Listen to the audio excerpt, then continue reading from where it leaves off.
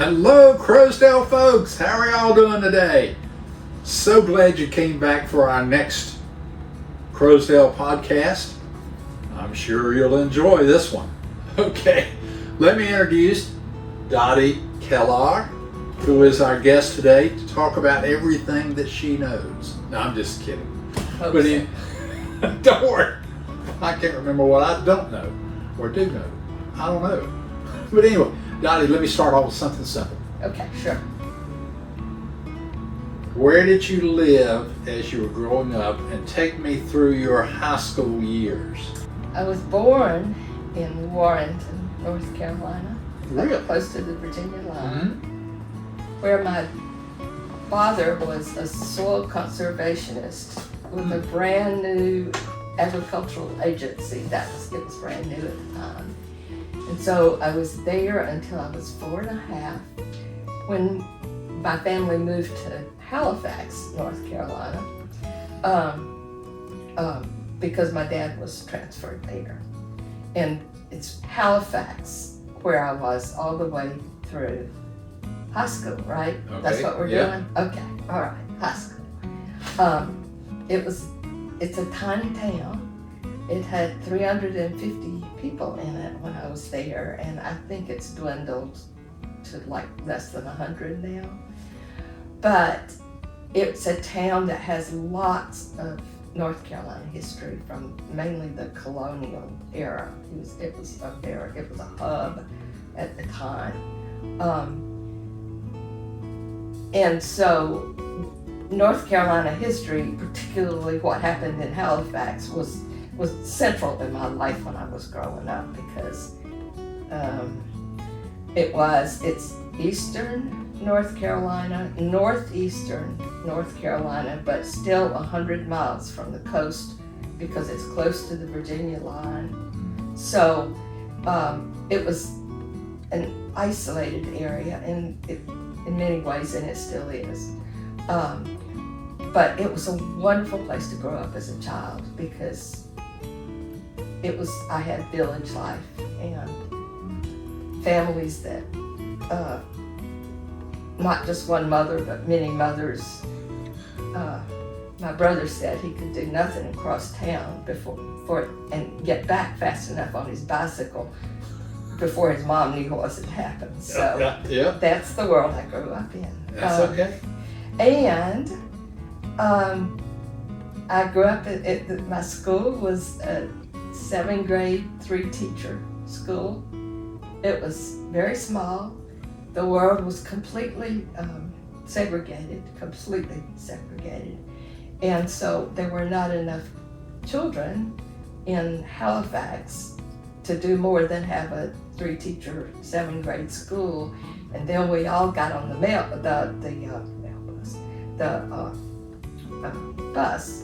school bus, and rode to north 7 miles to Weldon, where we all went from the 8th grade through the 12th grade. So,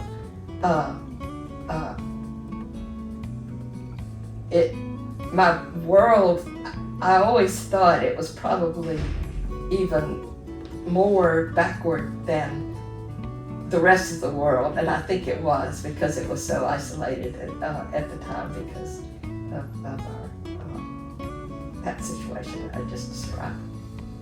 Now, then I'm assuming that you left home. Yeah. Tell us what went on all the way to the point that you retired. I know that's a big hunk. It's a big hunk. I understand. Yeah. And you may have to nudge me along.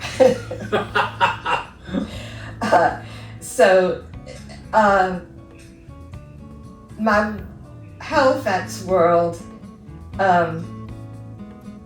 there's a couple of other things that are terribly important to me that influenced my life after that. One was it was so small it couldn't support a full-time minister.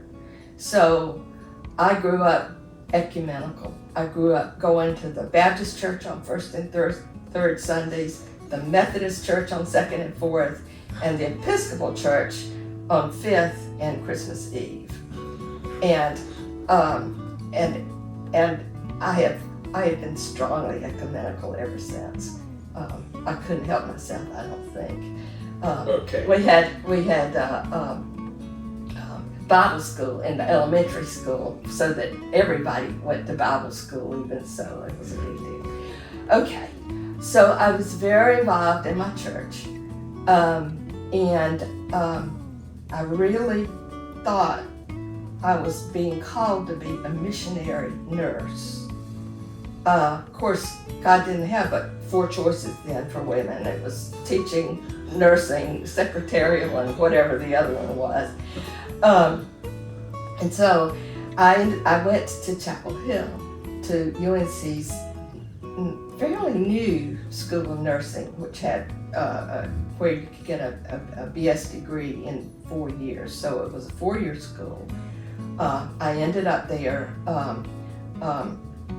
with jillions of boys, because there were only a very few girls on campus, and we were girls and boys then, and especially during the first 2 years, the girls came in their junior year, because we could only be there as freshmen and sophomores if we were town kids or in the medical school. After 2 years, I woke up one morning and realized that I really didn't have to keep going on in something that was really not right for me. So I transferred out of the nursing school, and it took me 5 years to get out of college because I had lost a lot of credits. And I changed my major 5 times because I had no clue. I mean, I thought this was all mapped out in the heavens, and I didn't have to worry about anything. So I ended up having an opportunity to go to UNC's Year Abroad program in Lyon, France, with my childhood friend who was then rooming with me. And so I did that my 4th year in school, and that was a life changer, a huge life changer. I don't know who I would be without that cultural experience of landing in a world that was so different, even from Chapel Hill, which was different enough from California. It was. So I did that, and came back and finished out my coursework and taught French for 3 years in Chatham County in a high school, and the children were the students were children who grew up on chicken farms, and it was really like working with kids from Appalachia at the time, because their families had really not finished high school, much less college. So that was really a wonderful experience, except that I wasn't married yet, and I really wanted to get married. And I thought, if I stay in Chatham County on these chicken farms, I probably won't find somebody to marry. So, plus I discovered that I love working one with people, but one with groups. Just it wears me out having all those students. So I met Bob in the fall of '68. He was just back at a retreat from a Baptist student group we'd been involved with in the state, but not known each other. I was going, this was Labor Day weekend, and I was going to Winston-Salem to work with kids in foster care that Monday. And I met Bob. He was just back from Vietnam, and he was going to Winston-Salem to work for Western Electric that Monday. Well, the sparks didn't fly at once. They flew in different directions. Okay. So Bob followed a girlfriend to Boston, and I worked in Winston-Salem for 5 years. And during that time, our relationship started going into a different direction. So he left graduate school and came down and took a job at Research Triangle Park at EPA. And we got married in the fall of '74. Is that enough? I don't know. It goes on. Oh, okay. It goes on. Okay. Have it go on. I don't Okay. care. We got time. So, we got married in a church yard, O'Kelly Chapel Church. I know where it's at. Okay. And we were, the person who had been our state minister to students had left the Baptist church and become a minister in the UCC church and was the minister at Pilgrim United Church of Christ. So we really went to Bill for help doing everything. He married us too. But we looked and finally one day he said, maybe you should just check out O'Kelly Chapel. And we ended up having a dinner on the grounds and got married in the yard of O'Kelly Chapel Church. And it was wonderful. 9 years later, we were, oh gosh, it's too much story. Okay. Let me shorten it. So we got married there. We were living on Highway 55 for about 9 years, and the Winn-Dixie went up at the corner of 55 and the road from Chapel Hill to 54. Yeah. We saw a pickup in the traffic, and we said, we got to get out of here. By this time, we gave ourselves 5 years. I was in seminary at Southeastern by this time because I had figured out that I wanted to be a pastoral counselor. I had a great time at seminary, but that didn't work out that way. So then we moved to, Bob said, where do you want to go? And I said, I want to go to O'Kelly Chapel Road. In a month, he found our dream house. There you go. On 7 acres of land that was divided into lots, 5 and 7 acre lots on a farm. And there we stayed until we came here in 2024. Really? Yeah. Goodness. Yeah. So we loved it. And we had a hard time leaving. And as Bob did, because he had to leave his sawmill back. Yeah. But we're here and we're happy here. We're very happy. Good. So Bob actually found a place, and then also he decided it was time to leave, right?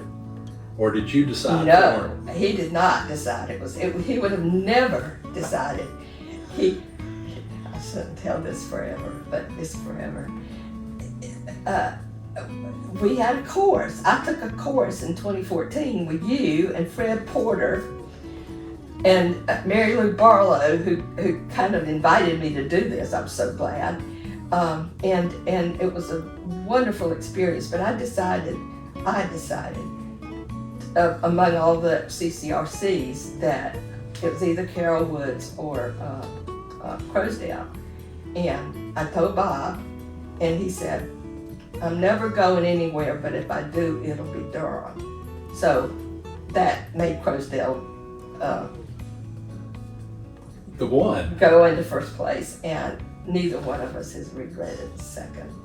How long have you lived here? A year and a half. Okay. Dottie, let me ask you a really hard question. Okay, what's a hard question, Joe? Of all the things you've done, Uh-oh. what do you value which ones do you value the most?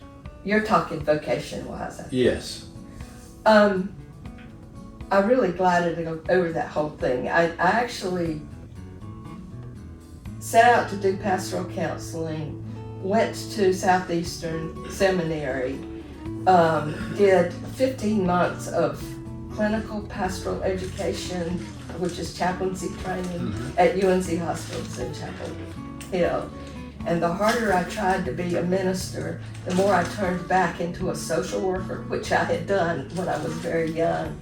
So I went to the School of Social Work, got my degree, and worked for 5 years at Duke in GYN oncology, social work, and worked with Hospice of Wake County, which is now Transitions, for 5 more years, and then retired, and then did a 2-year program in something called spiritual direction, which is spiritual one-to-one mentoring mainly.